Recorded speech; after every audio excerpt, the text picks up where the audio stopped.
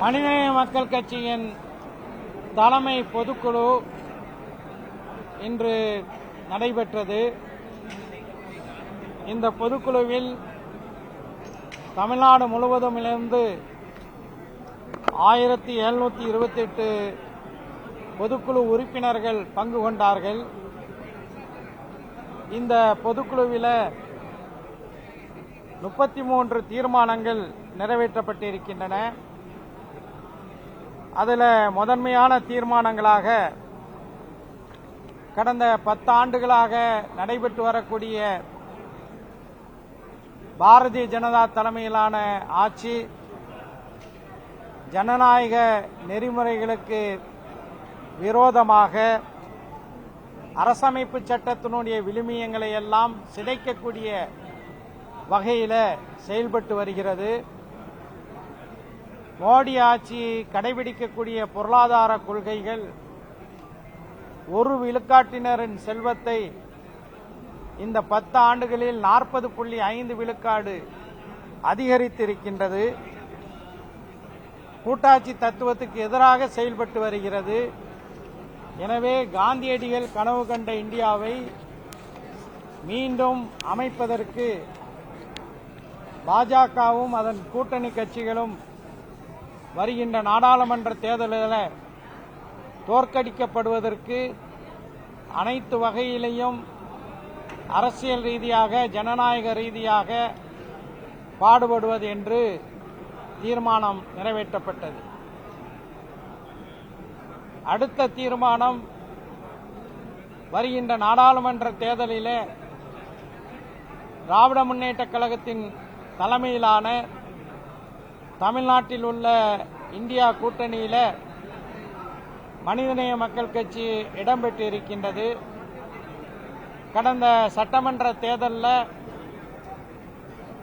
திராவிட முன்னேற்றக் கழகம் கூட்டணியிலே கொடுத்த 2 இடங்களிலும் பாபநாசத்திலும் மணப்பாறையிலும் மனிதநேய மக்கள் கட்சி போட்டியிட்ட 2 தொகுதிகளிலும் வெற்றி பெற்றிருக்கின்றது. அது மட்டுமல்லாமல் இந்தியா கூட்டணியினுடைய கருத்தியலை மக்களிடம் எடுத்து செல்வதில் மனிதநேய மக்கள் கட்சி முன்னணியில் நிற்கின்றது. 40 தொகுதிகளிலும் திமுக தலைமையிலான இந்தியா கூட்டணி வேட்பாளர்கள் வெற்றி பெறுவதற்கு மனிதநேய மக்கள் கட்சியினுடைய தொண்டர்கள் அரும்பாடுபடுவார்கள். அதே நேரத்தில் 2024 தேர்தலில் திராவிட முன்னேற்றக் கழகம் கண்டிப்பாக ஒரு தொகுதியை மனிதநேய மக்கள் கட்சிக்கு ஒதுக்க வேண்டும் என்று ஏகமனதாக இந்த பொதுக்குழு தீர்மானித்திருக்கின்றது. இதேபோல இன்னொரு மிக முக்கியமான தீர்மானம் நீண்டகால சிறைவாசிகளுக்கு முன்விடுதலை அளிக்க வேண்டும் என்பதை நாங்கள் வலியுறுத்தி வந்திருக்கின்றோம். அந்த அடிப்படையில் மாண்புமிகு தமிழ்நாட்டு முதலமைச்சர் அவர்கள் அரசமைப்பு சட்டத்தினுடைய 161வது பிரிவின் கீழே 20 நீண்டகால முஸ்லிம் சிறைவாசிகள் உள்பட 49 பேர் விடுதலைக்கு பரிந்துரைத்திருக்கின்றார்கள். அந்த பரிந்துரை நீண்ட நாள் கிடப்பிலே இருந்த சூழலிலே ஆளுநர் மாளிகை முற்றுகை போராட்டத்தை நாங்கள் நடத்தினோம்.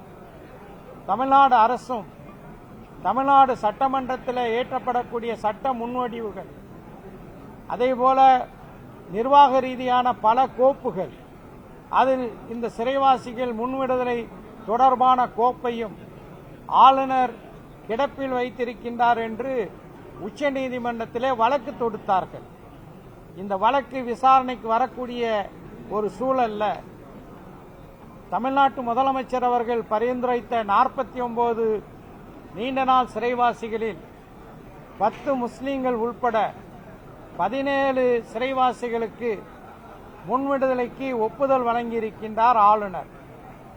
இந்த நிலையில தமிழ்நாட்டு முதலமைச்சர் முத்துவேல் கருணாநிதி ஸ்டாலின் அவர்களுக்கு இந்த பொதுக்குழு தன்னுடைய நெஞ்சார்ந்த நன்றியை தெரிவித்துக் கொள்கிறது. ஆளுநர் எஞ்சி இருக்கக்கூடிய கோப்புகளுக்கு 10 முஸ்லிம் கைதிகள் உட்பட அனைத்து கோப்புகளுக்கும் முன்விடுதலைக்கான அனைத்து கோப்புகளிலும் கையெழுத்திட வேண்டும் என்றும் நாங்கள் கோரிக்கை வைக்கின்றோம். சமீபத்தில் டெல்லியிலே குத்துப்பினார் அருகில 800 ஆண்டு கால அக்குஞ்சி பள்ளிவாசல் இடிக்கப்பட்ட சம்பவத்தை இந்த பொதுக்குழு வன்மையாக கண்டிக்கின்றது. ஞானவாப்பி ஈத்கா பள்ளிவாசல்கள் அதனை ஆக்கிரமிப்பதற்காக சதி திட்டம் நடத்தப்பட்டு அதனுடைய முன்னுரைகள் செயல்படுத்தப்பட்டு வருகின்றன. எனவே வழிபாட்டு தலங்கள் பாதுகாப்பு சட்டம் சரியான முறையில் 1991 யார் யார் வசம் எந்த வழிபாட்டு தலங்கள் இருந்ததோ அவர்கள் வசமே அது இருக்க வேண்டும் என்ற அந்த வழிபாட்டு தலங்கள் சட்டம் சரியான முறையில் கடைபிடிக்கப்பட வேண்டும் என்று இந்த பொதுக்குழு தீர்மானிக்கின்றது. பாலஸ்தீனத்திலே நடைபெறக்கூடிய நிகழ்வுகள் குறித்து தென்னாப்பிரிக்கா சர்வதேச குற்றவியல் நீதிமன்றத்திலே ஒரு வழக்கு தொடுத்திருக்கின்றது.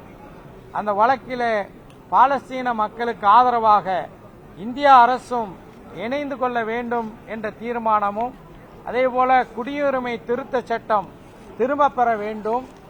குடியுரிமை திருத்த சட்டத்திற்காக டெல்லியில் போராடிய மாணவர் தலைவர்கள் உமர் காலித், சர்ஜில் இமாம் உள்ளிட்டோர்கள் விடுதலை செய்யப்பட வேண்டும். சாதிவாரி கணக்கெடுப்பு நடத்தப்பட வேண்டும். ஆளுநர் பதவி தேவையில்லை.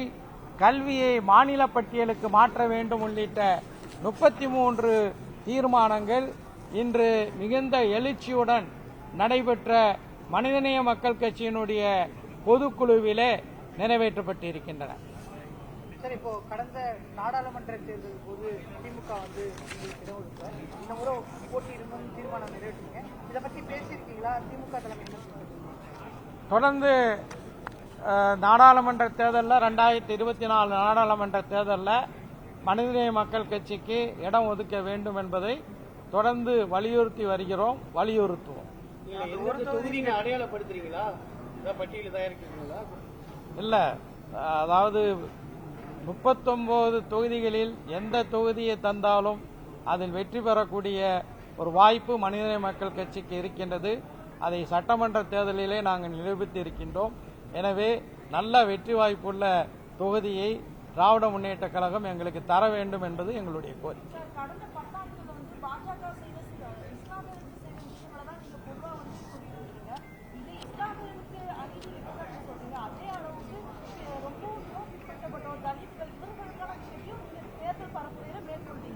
நிச்சயமா எங்களுடைய தீர்மானத்தினுடைய நகலை நீங்க படிச்சு பாருங்க.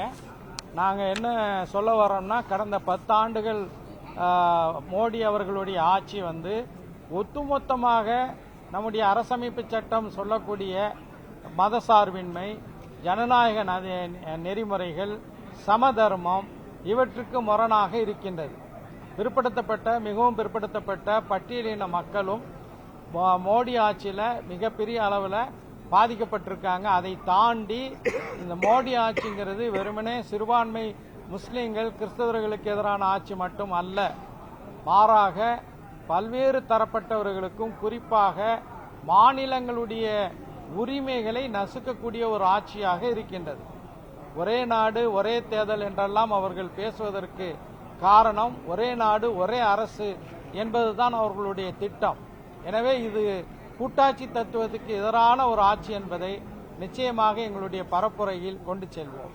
பொது சிவில் சட்டம் ஒரு வாரத்தில் இந்தியாவில் நடைமுறைப்படுத்தணும் மத்திய அரசு சொல்லியிருக்காங்க. உத்தரகாண்டில் அதுக்கான பணியை தீவிரப்படுத்தியிருக்காங்க. நீங்க எப்படி பாக்குறீங்க, என்ன சொல்லுங்க? பொது சிவில் சட்டம் நடைமுறைப்படுத்துவது நிச்சயமாக நாங்கள் அதை கடுமையாக எதிர்ப்போம். அடிப்படை உரிமைகளை எல்லாம் பறிக்கக்கூடிய வகையிலே தான் உத்தரகாண்டில் அந்த சட்டம் நிறைவேற்ற உத்தேசித்திருக்கிறார்கள். இந்த பொது சிவில் சட்டம் என்பது, அதையும் நான் மீண்டும் சொல்கிறேன், ஏதோ சிறுபான்மை முஸ்லிம்களுக்கு எதிரான சட்டமாக மட்டும் அது இருக்காது.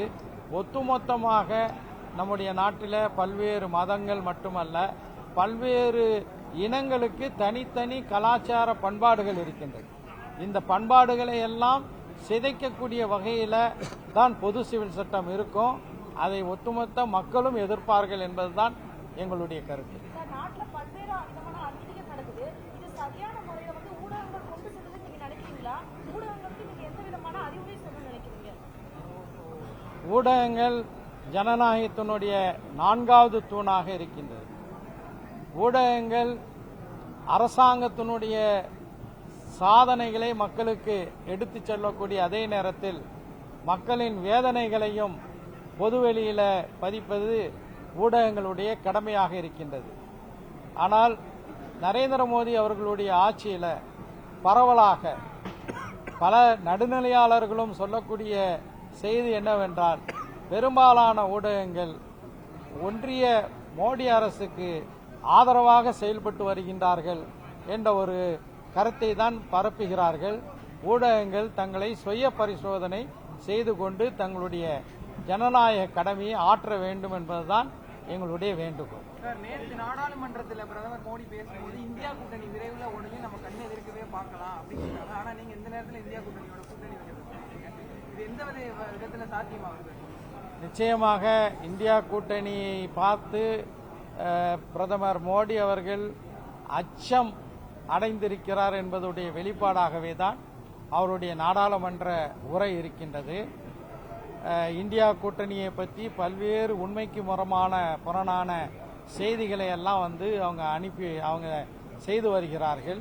ஆனால் நிச்சயமாக பல்வேறு மாநிலங்களில் மாநில உரிமைகள் நிலைநாட்டப்பட வேண்டும் என்று விரும்பக்கூடிய கட்சி திராவிட முன்னேற்ற கழகம் மட்டுமல்ல, மனிதநேய மக்கள் கட்சி மட்டுமல்ல, இடதுசாரிகள் கட்சி மட்டுமல்ல, சமாஜ்வாதி உள்பட, திரிணாமுல் காங்கிரஸ் உள்பட, ஜார்க்கண்ட் முக்தி மோர்ச்சா உள்பட, சரத்பவார் அவர்களுடைய தேசியவாத காங்கிரஸ் உள்பட அனைத்து கட்சிகளுடைய விருப்பமும் அதுவாக தான் இருக்கின்றது.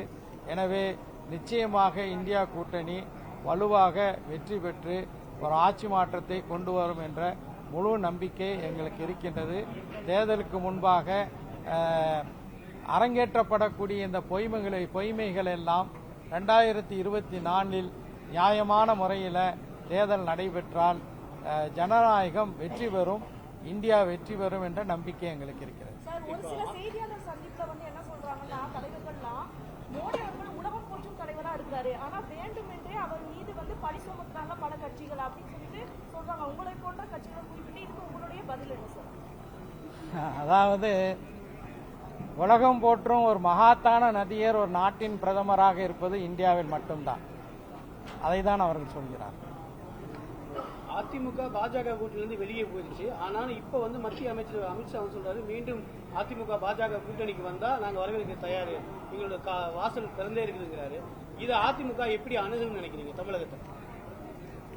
அதிமுக உண்மையிலேயே பாஜக கூட்டணியை விட்டு வெளியே வந்துவிட்டதா என்பதை வரக்கூடிய காலம்தான் சொல்லும். ஆனால் ஒன்றை மட்டும் நாம் உறுதியாக சொல்லலாம். அது என்னவென்றால், கடந்த 10 ஆண்டுகளாக, குறிப்பாக 10 ஆண்டுகள் என்று சொல்ல முடியாது, ஜெயலலிதா அம்மையார் அவர்களுடைய மறைவுக்கு பிறகுள்ள அதிமுக பாஜகவினுடைய ஒரு அங்கமாகவே செயல்பட்டது. பாஜகவை நாடாளுமன்றத்தில் அவர்கள் ஒருபோதும் மாநில உரிமைகளுக்காக வேண்டி எதிர்த்து பேசியதில்லை, செயல்படுத்தியதில்லை. மிகவும் சர்ச்சையான குடியுரிமை திருத்த சட்டம் அதிமுக ஆதரவு இல்லாமல் இருந்திருந்தால் மாநிலங்களவையிலே நிறைவேறியிருக்காது. அதிமுகவினுடைய 11 மாநிலங்களவை உறுப்பினர்கள் வாக்களித்ததின் காரணமாக தான் அந்த சட்ட முன்வடிவு ராஜ்யசபா என்று சொல்லப்படக்கூடிய மாநிலங்களவையில் நிறைவேற்றப்பட்டது. இல்லாவிட்டால் அங்கே தோற்கடிக்கப்பட்டிருக்கும்.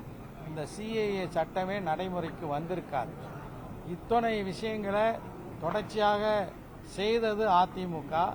இன்று தேர்தலில் ஒரு ஸ்ட்ராட்டஜியாக, எங்களுடைய நிலைப்பாடு என்னவென்றால், ஒரு ஸ்ட்ராட்டஜியாக, ஏனென்றால் அதிமுக யார் அவர்களுடைய பிரதமர் வேட்பாளர் அப்படிங்கிறதுல அவர்கள் மூடுமந்திரமாக இருக்கிறார்கள்.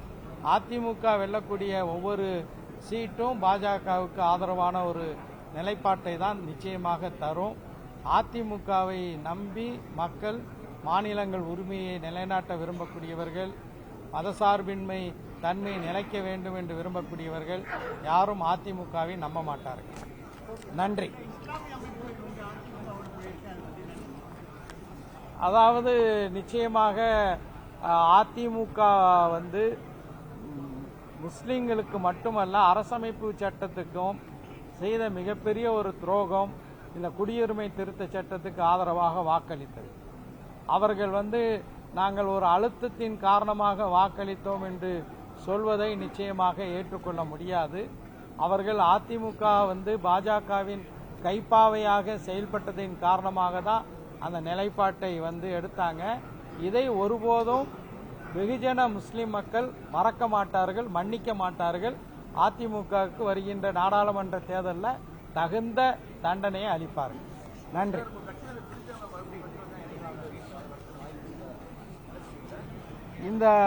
இதே பொதுக்குழுவில் எங்களுடைய கட்சியிலிருந்து விலகியவர்கள், வேறு அமைப்புகளை கண்டவர்கள், அவர்களெல்லாம் பெருந்திரளாக மனிதநேய மக்கள் கட்சியில் இன்று தங்களை இணைத்துக் கொண்டார்கள்.